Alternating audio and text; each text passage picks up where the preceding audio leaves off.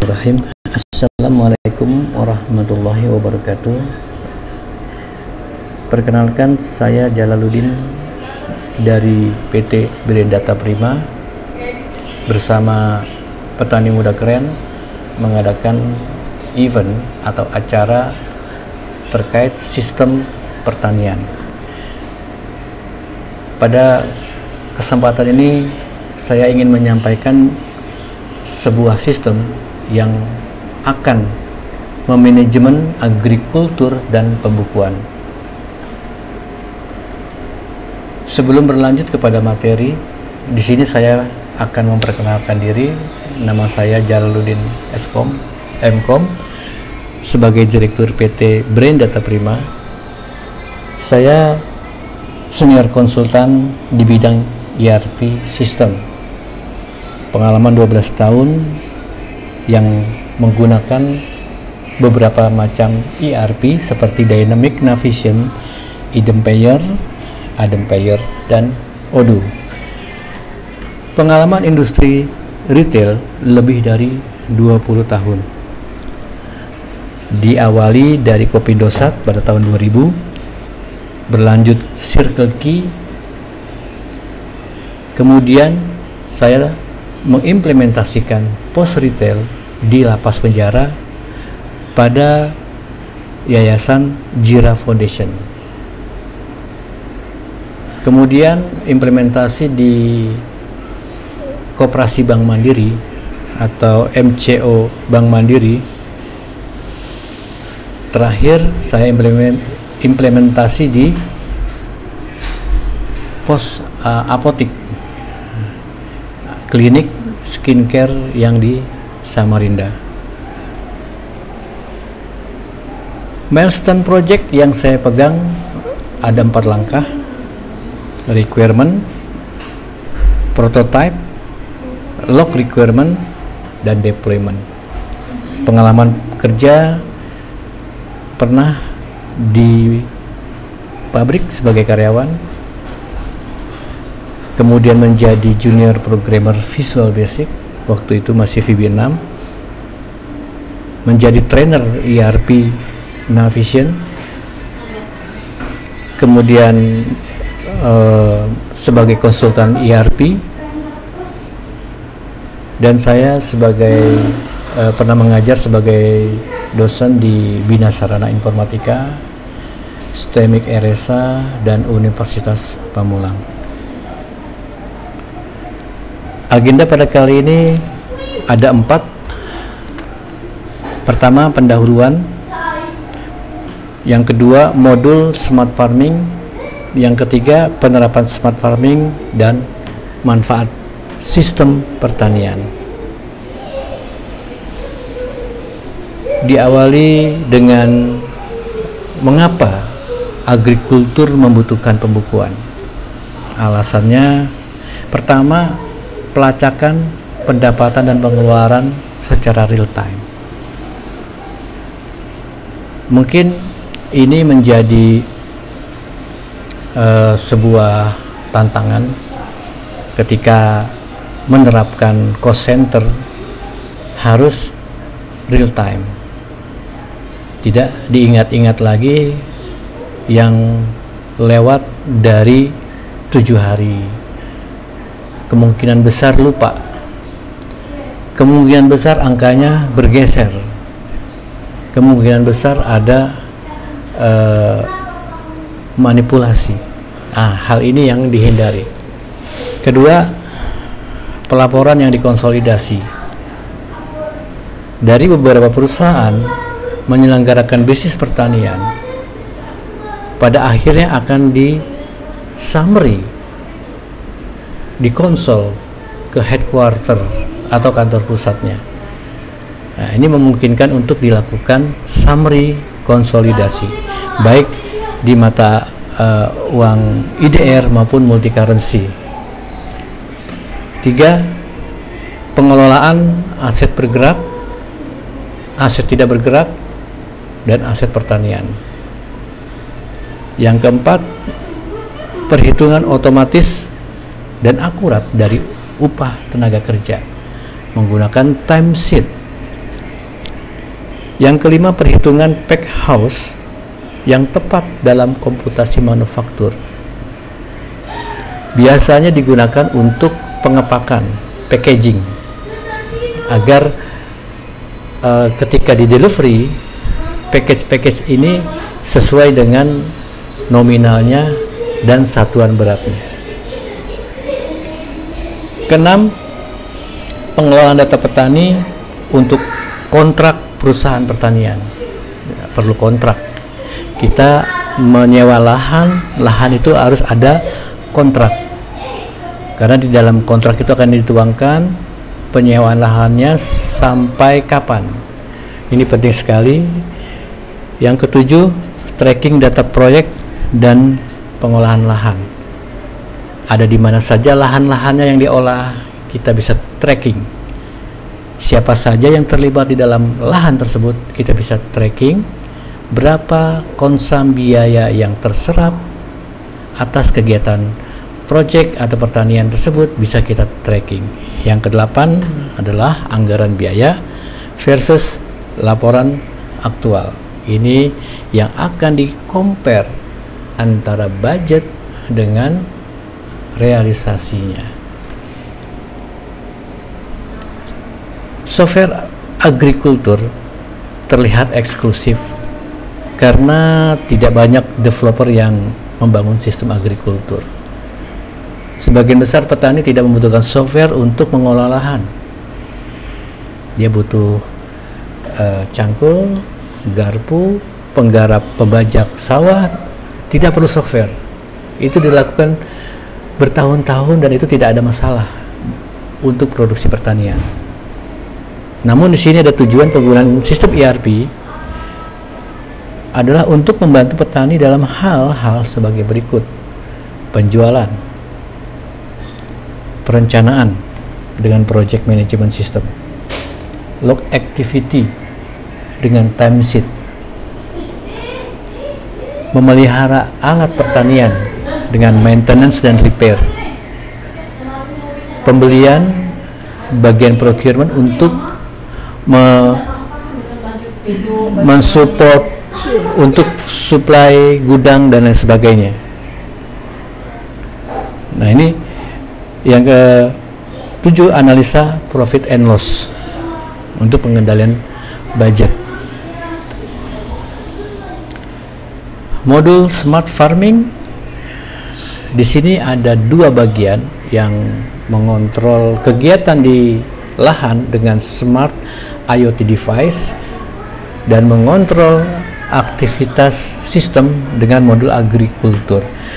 Saya akan bahas bagian yang modul agrikultur saja, yang sales, purchase, agrikultur, inventory, accounting, project, timesheet, employee, fleet, dan maintenance. Yang smart IoT device ini menjadi ranahnya petani muda keren yang menguasai device-device berikut dengan aplikasi Android base-nya. Modul sales menjadi awal dari aplikasi ini mulai diterapkan atau digunakan, berangkat dari produk yang akan dipanen. Contohnya jagung super.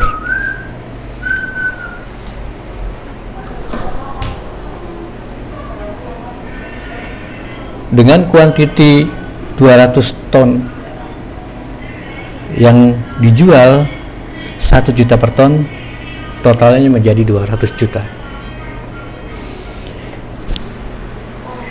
Setiap sales memiliki analitik akun yang related dengan project, task, dan timesheet. Maka dari analitik akun ini menghasilkan grand design berapa cost yang akan digunakan dan berapa yang akan dijual sebagai income. Nah, di sini akan terlihat yang minus adalah komponen-komponen biaya, yang positif adalah komponen pendapatan. Secara perhitungan, akan menghasilkan profit 120 juta. Ya. Di dalam modul agrikultur ada penomoran dengan crop order atau CO. Di dalam CO sudah terbentuk nama-nama smart button dari project, ada task, peralatan, disease, dan fleet. Seluruhnya ini sudah disetting, dikonfigurasi dengan masternya Jagung Super. Jadi sudah ada Jagung Super ini yang menggambarkan berapa langkah dalam proses pertaniannya, berapa alat yang digunakan, jenis penyakit apa yang akan dihadapi, kendaraan apa yang digunakan, dan di sini ada project di mana. Selanjutnya di modul agrikultur ada related dengan project. Kalau tadi crop order terkait dengan ladang pertanian, related dengan project terkait dengan crop order, kemudian hours, dan overview project. Di overview project akan terlihat kontribusinya, kolaborasi antara petani dengan penyelenggara bisnis pertanian. Kita lihat di sini sebelum ke overview, timesheet ini akan mencatat siapa saja yang bekerja di satu ladang, berapa lama dia bekerja dalam satu hari. Hanya dalam satu hari ditulisnya berapa jam, apakah 9 jam, 7 jam, 4 jam, ditulis day by day. Selanjutnya akan disummary semua inputan mulai dari task, timesheet, hours, dan nama employee-nya atau nama petaninya, terkumpullah menjadi satu overview. Disinilah akan terlihat kontribusinya, berapa lama dia bekerja, terlibat di dalam produksi pertanian. Ya. Selanjutnya bagaimana cara penerapannya? Secara langsung kita bisa lihat di website farmlightbrand.net. Nah, di sini step by stepnya sudah saya rangkum, ada 7 langkah. Mudah-mudahan dari 7 langkah ini akan menggambarkan sesuai dengan role bisnisnya pertanian. Ya. Sebagai catatan, nanti ada bagi peserta webinar dapat menggunakan web ini secara gratis dengan masa percobaan 30 hari. Karena saya ingin tahu dari sekian banyak yang menggunakan sistem atau ERP ini, apakah memang menjadi kebutuhannya peserta seminar atau bukan. Kalau tidak dibutuhkan, mungkin akan saya eliminasi satu persatu. Makanya nanti saya perlu ada registrasi ulang siapa saja yang membutuhkan untuk akses mengoperasikan sistem ini. Pada dasarnya aplikasi ini saya berikan gratis, terlepas dari yang ada di PMK maupun di luar PMK.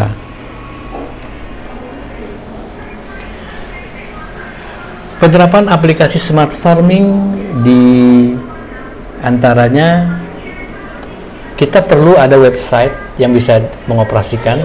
Saat ini sudah tersedia.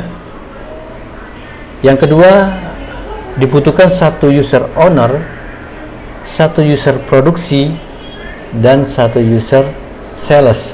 Maksudnya produksi ini adalah kepala produksi ladang atau mandornya. Jadi saya butuh satu company punya 3 user untuk penerapannya. Modul-modul yang diberikan agrikultur, purchase, sales, inventory, maintenance, dan accounting. Media sebagai interface-nya menggunakan IoT jika memang terhubung dengan Android aplikasi. Ini nanti bisa diskusi dengan Mas Gung Werda untuk IoT-nya dari Petani Muda Keren. Smartphone, tablet, PC, notebook, dan drone. Ini opsional. Drone ini apakah dipakai untuk penyemprotan anti hama atau penyemprotan untuk sekedar menambah vitamin dan sebagainya. Yang kelima, koneksi internet, GPRS, dan WiFi. Yang keenam, training key user dan end user. Di poin 6 ini perlu ada tambahan cost karena harus menyediakan waktu bagi trainer memberikan training ke key user dan end user. Yang ketujuh, konsultan pendamping teknikal dan fungsional. Biasanya dalam agrikultur bisnis yang besar itu dibutuhkan konsultan untuk terapan yang tepat. Ya, poin 6 dan poin 7 itu sisi komersilnya dari Brentama untuk memberikan knowledge, tambahan pengetahuan tentang aplikasi ERP, khususnya ERP pertanian. Sebagai catatan, device IoT menggunakan aplikasi terpisah yang disediakan oleh PMK. Nah, jadi ERP farming dari Brentama, device IoT dari PMK. Manfaat pertanian, sistem pertanian di sini benefitnya adalah real time income dan expense tracking, manajemen uang lebih mudah, perencanaan pajak sederhana, bisnis forecastingnya akurat, kemudian budgetnya realistis, ya. Berikutnya, manfaat sistem pertanian ada bagaimana pekerja bisa dihitung salarinya. Kita menghindari kesalahan dari manusia untuk mengkalkulasi,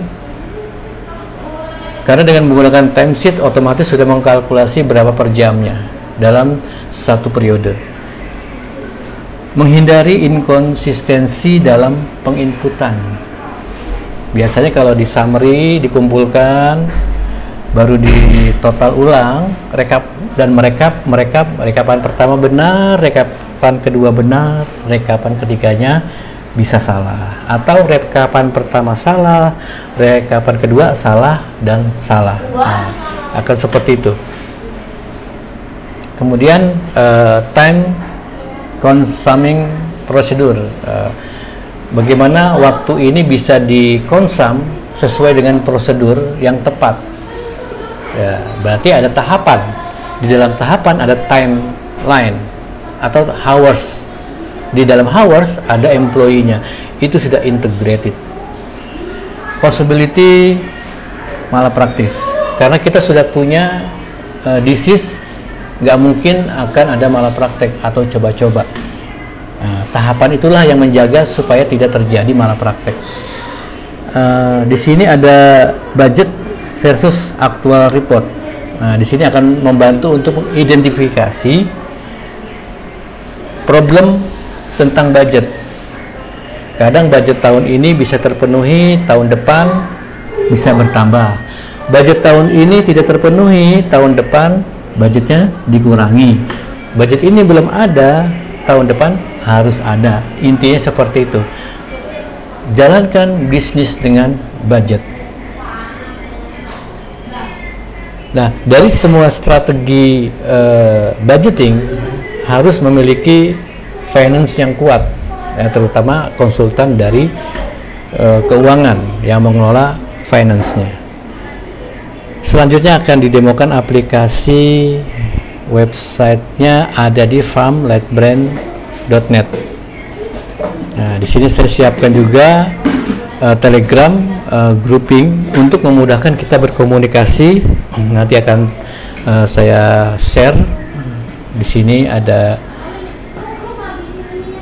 grupnya. Ya, saya mulai dari websitenya. Ya. Karena saya sudah pernah login di sini, saya langsung dapat akses ke dalam sistem. Dimulai dari sales. Sales ini dia mencari siapa buyernya kalau saya membuka ladang. Ya, PT Perkebunan Nusantara. Nah, coba ditawarkan, saya akan memproduksi katakanlah di sini jagung super. Jagung super ini sudah direlated dengan satuan tonase. Nggak mungkin kita menanam dalam kilogram ya outputnya, pasti tonase. Katakanlah 300 ton, dengan 1 tonnya adalah 1 juta, sehingga akan dikalkulasi menjadi 330 juta. Jika komoditi ini tidak menjadi objek pajak, kita tinggal menghilangkan saja, sehingga totalnya menjadi 300 juta. Inilah nanti yang akan disampaikan ke pihak PT Perkebunan Nusantara untuk disetujui, dikonfirmasi. Di sini bisa dengan mengirimkan email. Dari email itu nanti akan tampil seperti ini. Sistem akan men-trigger ketika penawaran ini diterima. Contohnya, assign dari perkebunan, dia menandatanganinya, misalnya dari direkturnya, atau kalau wah salah, kurang tepat, dia bisa ulangi lagi. Di sini accept. Dari sinilah proses konfirmasi itu berjalan. Karena saya bukan dari customer, saya adalah loginnya dari user, maka ini tidak bisa dilanjutkan. Oke, tidak apa-apa, saya kembali lagi ke posisinya sales. Setelah beberapa waktu koordinasi, mendapatkan konfirmasi, disetujui, maka ini harus kita siapkan dulu cropnya, ladangnya. Kita pengen tahu nanti akan untung atau rugi, seperti itu. Nah, di sini saya punya rencana menanam di bulan Februari. Ya, di bulan Februari, karena jagung itu saya settingnya 6 bulan, maka dia akan di bulan Agustus selesainya. Supervisornya bisa kita tentukan, kemudian ladangnya sudah otomatis terisi dan siapa farmernya. Ya, farmer ini yang melaksanakan, yang bertanggung jawab atau mandornya di ladang. Supervisor ini yang mengoperasikannya, user yang meng-create, yang bertanggung jawab untuk mengadakan, menyediakan, atau sales, atau yang membantu untuk menyampaikan kepada farmer. Nah, ini supervisornya. Biasanya satu supervisor bisa pegang 2 atau 3 ladang. Sampai di sini sudah terbentuk cropnya dan kita sudah bisa mulai mendapatkan kode cropnya. Di mana kita bisa mendapatkan kode itu? Kita buka, ini SO-nya, ini CO-nya 009. Ya, ini otomatis dia akan terlihat di sini ya, akan terlihat di crop order. Sebenarnya dokumen ini berada di agrikultur. Saya buka di tab menu atau browser agrikultur. Di dalam agrikultur ada yang CO 009 new. Ya, ini sama isinya dengan yang di sini. Nah, inilah canggihnya ERP system yang terintegrasi dimanapun dibukanya, selama role usernya diberikan akses, hal itu bisa kita operasionalkan, kita submit dan kita create.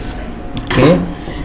Saya lanjut di sini, saya confirm dengan ladang ini, saya confirm. Setelah confirm, di sini harus ada related project.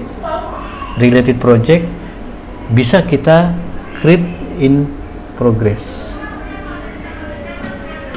Maka di sini ada related projectnya. Terbentuklah Perkebunan Nusantara CO9. Ya. Sebagaimana dengan posisi sales yang di awal, kita tidak perlu bersusah payah keluar dari menu ini untuk menemukan nomor SO. Cukup mengklik SO 11. Nah, di sini sudah kembali ke posisinya sales order. Di other info, di sini akan terlihat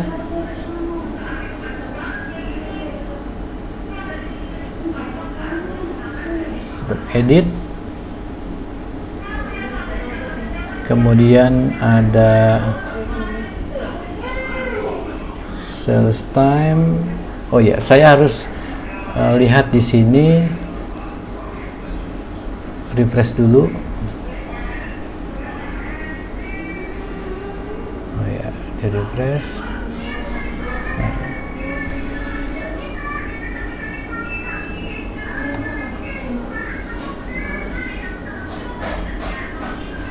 Ya, ini saya confirm dulu ya, saya confirm dulu. Oke, saya simpan.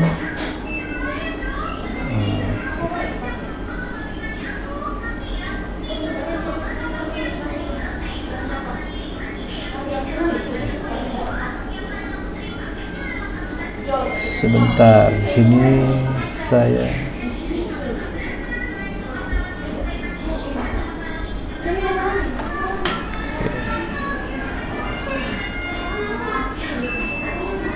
ada user admin yang belum saya lengkapi. Saya pakai admin dulu.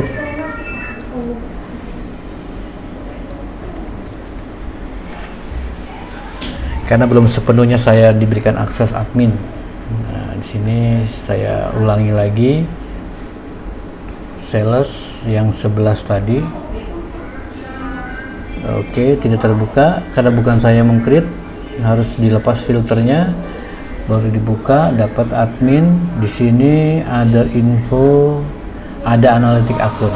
Nah, jadi ini harus diberikan akses untuk mengedit analitik akun. Nomor analitik akun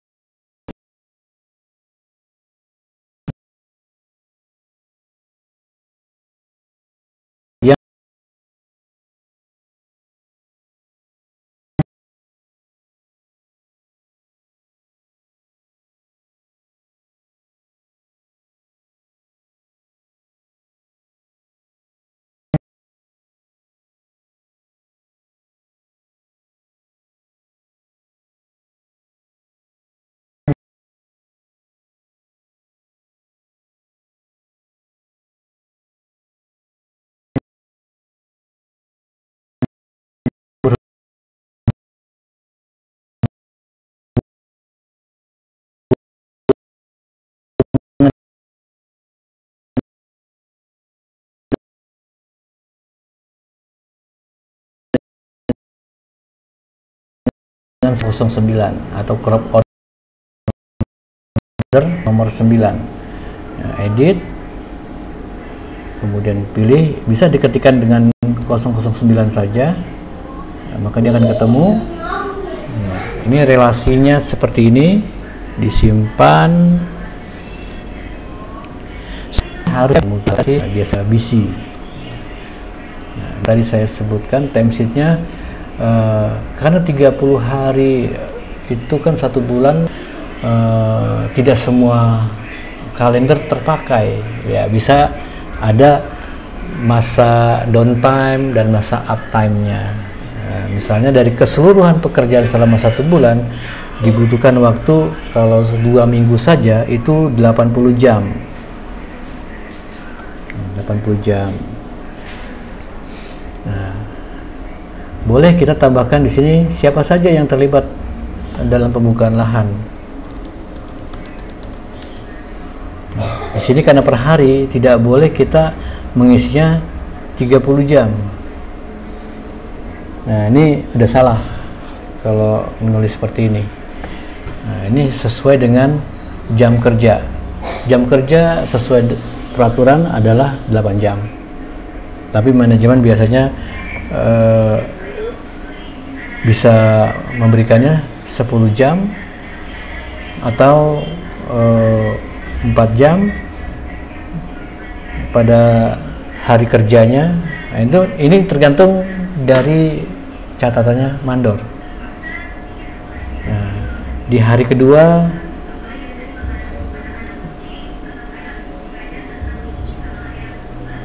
ini bisa kita bedakan ya harinya ya. Ini karena diawalinya Februari, kita tentukan saja tanggal 1 Februari. Terus di sini di tanggal 2 Februari. Nah, ini mengawasi hasil pembukaan lahan. Nah, mungkin juga sambil bekerja 4 jam juga. Hasilnya maka akan terlihat yang terpakai 8 jam, yang remaining 72 jam. Nah, ini disimpan. Inilah yang harus diisi oleh supervisor atau mandor di lapangan. Ya, selesai di timesheet akan terlihat progresnya berapa persen. Kemudian di sini ada stagingnya, sudah di tahapan yang keberapa posisi dari kegiatan tersebut. Baik, saya kembali ke agrikultur. Di sini saya ingin melihat tampilan project. Nah, project ini harus kita setting dahulu yang 9 tadi ya, karena dia nggak ada overview-nya. Saya harus aktifkan overview-nya dengan mengedit, setting. Di sini ada customer-nya kita tentukan, lengkapi juga dengan nomor telepon dan alamat email. Bill rate-nya di checklist. Ya, di sini maka akan ada project overview. Dengan project overview akan terlihat nilai komersilnya seperti ini. Ada berapa jam untuk TOR, untuk admin, untuk yang lain-lainnya. Nanti ada panjang pendeknya grafik sesuai dengan jumlah jam yang disediakan. Tentunya harus melihat dari jumlah tas. Tidak mungkin kita mengisi timesheet di luar dari tas yang sudah dicatat. Nah, ini seperti ini ya contohnya. 50 day, sisanya 72 jam. Nah, ini gabungan untuk semua. Karena 52 day ini untuk masa aktif ya. Masa aktifnya produksi. Ya, selanjutnya di sini saya mulai menghitung berapa sih yang menjadi pembayaran atau cost centernya saya tuliskan dengan membuka purchase bill. Ya, purchase bill ini saya buat untuk bayar tagihan. Ya, katakan saja ada Tor di sini ya. Oh, Tor vendor.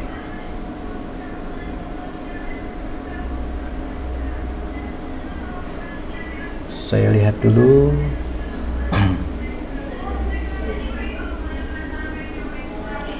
Anggap saja saya membeli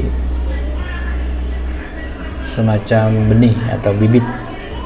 Membeli bibit di sini.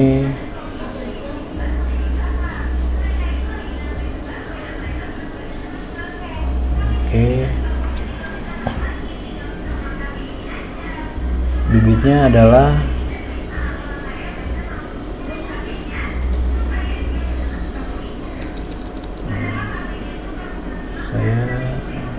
benih jagung.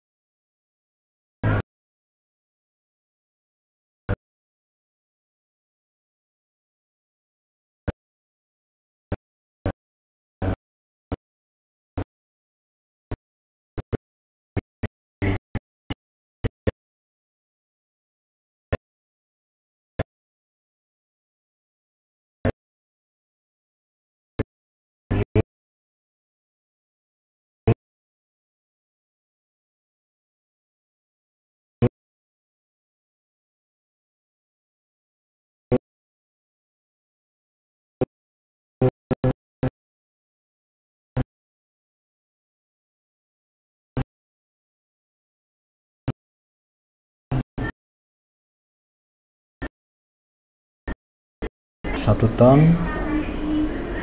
Di sini harga per ton, harga per kilo saja ya. supaya lebih realistis. Coba saya pilih kilogram. Jadi belum ada analog. Nah, jadi ada kos 100.000 untuk benih jagung. Nah, yang ini belum nih, pembukaan lahan, kemudian ada lagi mengawasi hasil pembukaan lahan. Ini adalah hours untuk main days petaninya.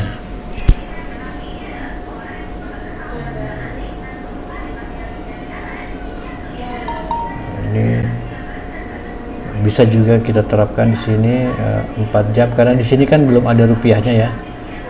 Langsung saja per jamnya dia berapa, misalnya dia 40.000, 20.000,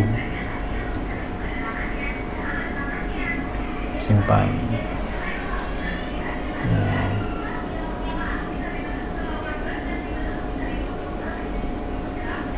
Coba kita lihat costnya. Di sini 20.000. Ya, semuanya harus dimuatkan dahulu ke dalam timesheet dan tasnya ya, baru akan terlihat summary-nya. Ya, terkait dengan budget ini, kita harus siapkan dahulu pola hitung budget dalam setiap proses bisnis. Di sini saya tidak sedetail, tidak detail di sini, tapi saya memberikan penjelasan saja. Ini advance-nya sudah terkait dengan cost center. Ya. Kemudian saya ingin menunjukkan apa saja sih yang dilibatkan ke dalam pertanian. Seperti tadi ada tas. Di tas kita sudah tahu hours-nya. Kemudian selain tas, di sini ada equipment. Nah, di equipment ini kita sudah tahu ada traktor pengambil jagung, kemudian ada drone, IoT dan lain-lain. Ini di setting. Alat ini disertakan dalam satu proses produksi.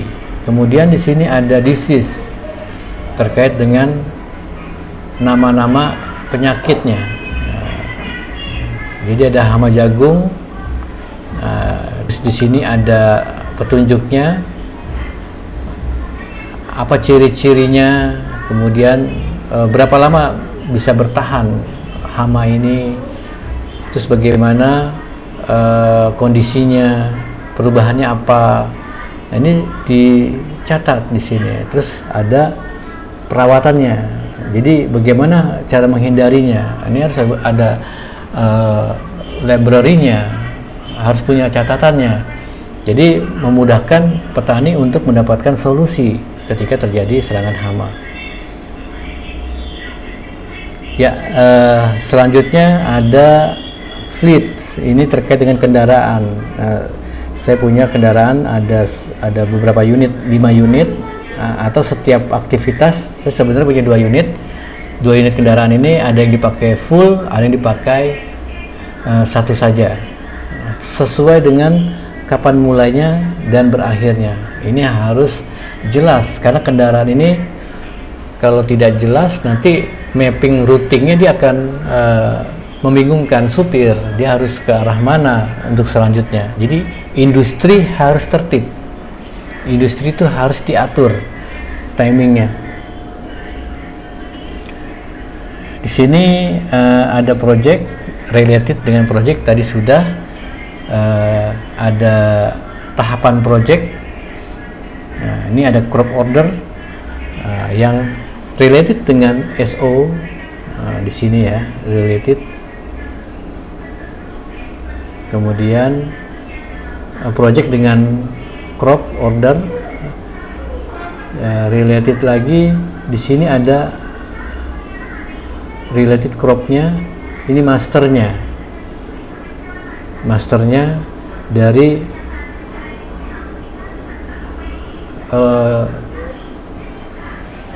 produksi jagung, master bagaimana tahapannya memproduksi jagung, dari raw materialnya apa saja. Jadi ini master datanya yang harus diinput di awal, satu kali saja inputnya. Nah, ini disimpan untuk mengetahui bahwa satu komoditi ini harus disertakan atau disiapkan apa saja untuk pendukungnya. Kemudian dari project di sini ada related dengan jumlah jam yang direcord. Kalau tadi ada dua karyawan yang bekerja dengan hours yang diinput.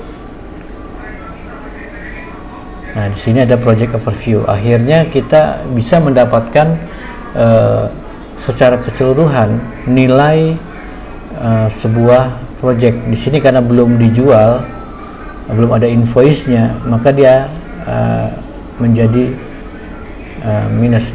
Ini harusnya tadi time sheet cost-nya adalah minus juga. Baik, ini settingnya saja, tinggal disesuaikan. Dari overview sudah, di sini projectnya juga sudah. Kemudian saya kembali ke maintenance. Ya, ini maintenance terkait dengan apa saja yang dirawat. Kalau traktor itu harus ganti oli berapa kali. Kalau dia mobil pun sama, harus diservis berapa kali. Nah, jadi preventif, tindakannya ada preventif dan adanya korektif. Jadi tergantung tipe maintenance-nya ini, ada korektif dan preventif. Kemudian setiap aset itu memiliki durasi lama servis dan memiliki kapan dia diservis lagi secara rutin ya. Ada schedule-nya di sini. Ini dari maintenance. Dan terakhir dari accounting akan menyajikan seluruh yang ada di front end, seluruh ada menu-menu yang di depan itu di kolektif, sehingga menimbulkan yang namanya journal entries, di mana journal entries ini akan merecord semua yang diposting maupun yang belum diposting, akan terlihat di sini semua. Nah, coba satu-satu kita lihat. Di sini ada yang berhubungan dengan tanggal 7 ya. Ini tanggal 7. Nah, pembelian benih jagung. Sistem ini sudah tersimpan. Nah, di sini sudah terlihat debit dan kreditnya. Artinya jurnal ini sudah dibuat secara otomatis tanpa harus diinput ulang oleh bookkeeper atau accounting ya. Baik, dari materi ERP farming ini saja yang bisa saya sampaikan. Untuk lebih detailnya nanti bisa ajukan pertanyaan kepada moderator atau kepada tim Brentama. Terima kasih. Saya tutup dengan alhamdulillah. Assalamualaikum warahmatullahi wabarakatuh.